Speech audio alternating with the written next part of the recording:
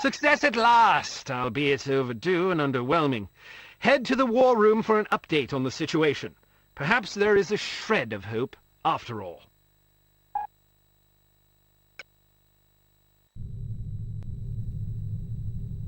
I can't believe this. She's late again.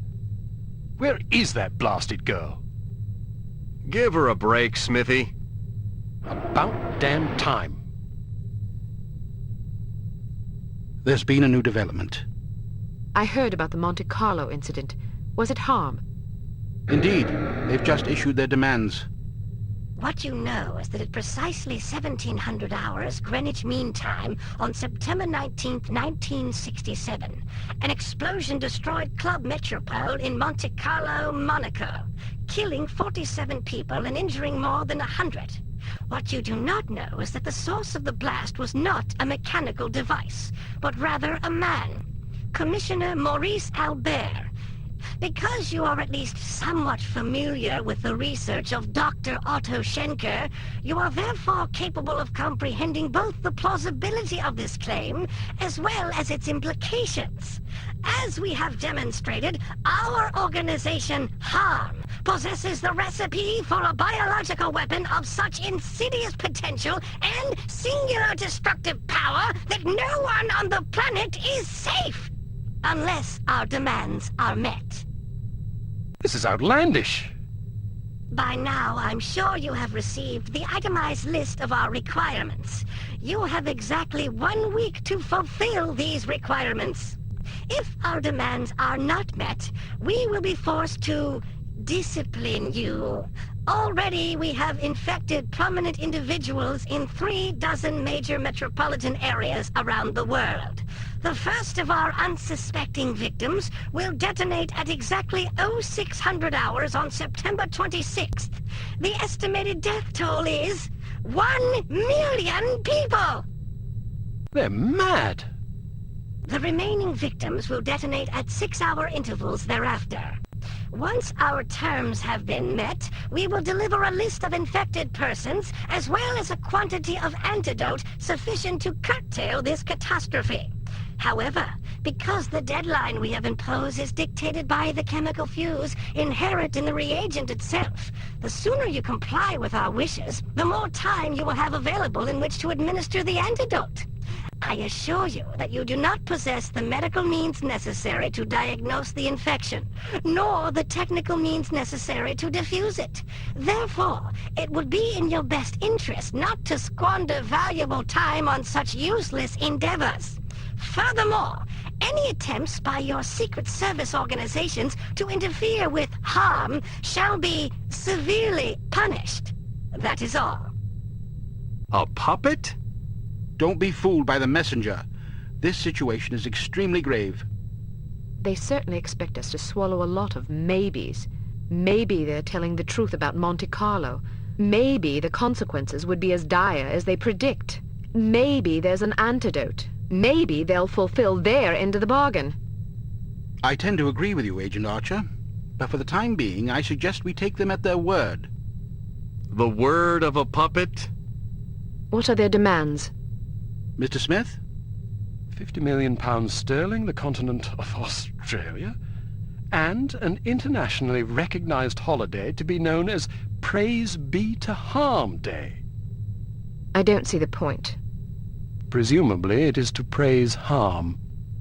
Not in the holiday. In their demands. It's obvious we aren't capable of fulfilling them. Harm must want us to forfeit.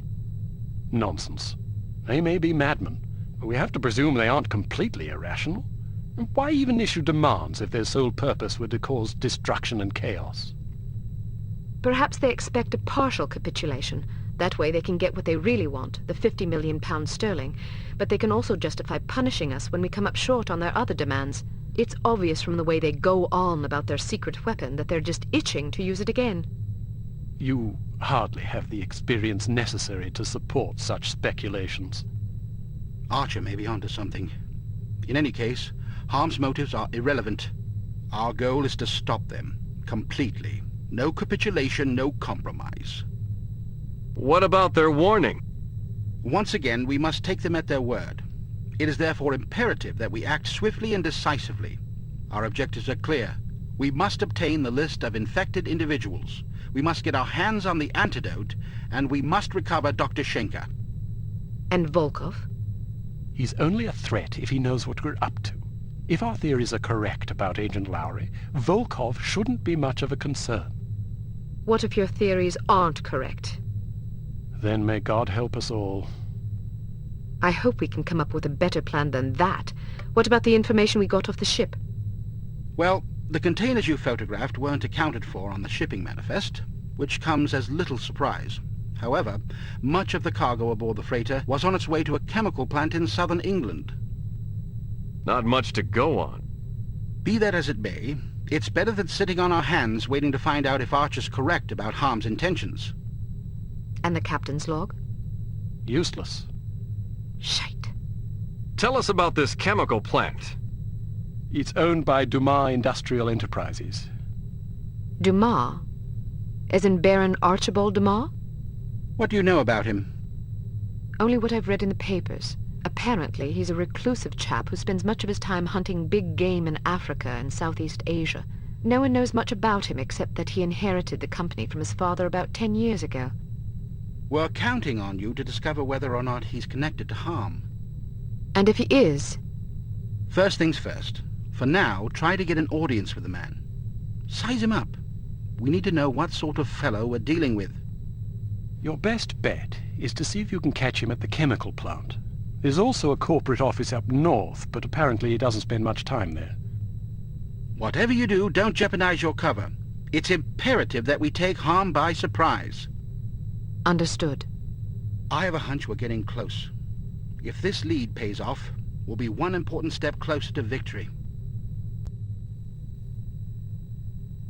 Welcome to Advanced Field Tactics.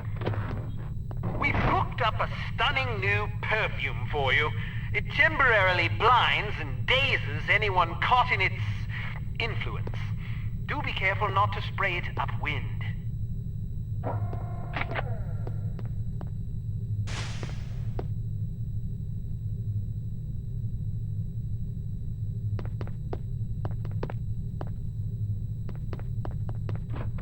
This little fellow is one of our most refined inventions.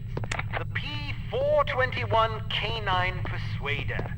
Just start it up with this convenient pull cord and set it on the ground. Using sophisticated olfactory sensors, the P421 will seek out the nearest dog within its range and release a cloud of pheromone gas designed to enamor canines of either sex. Quite useful for incapacitating bothersome guard dogs. Excellent.